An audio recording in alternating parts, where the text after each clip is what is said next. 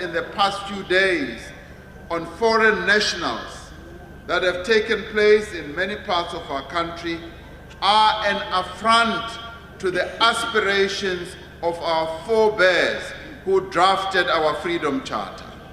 These attacks are a violation not only of the rights of the individuals who are affected, but also of the values and the principles that define our democracy.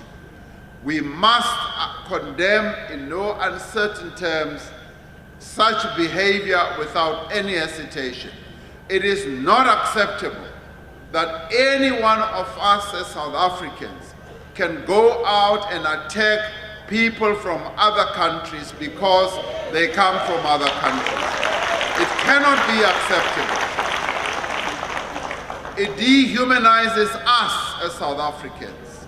As we seek to dehumanize them, we are dehumanizing ourselves, and these people also have the same human rights that we have. They are also human beings like we are, and these attacks must stop with immediate effect.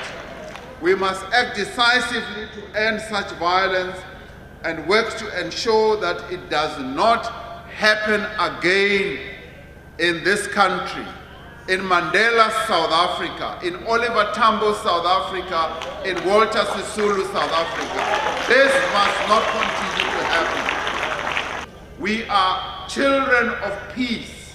We are people who love peace, and we must make sure that we act in a peaceful manner at all times. We must build communities that are cohesive, communities that are inclusive. As public representatives, we must be at the forefront of such efforts.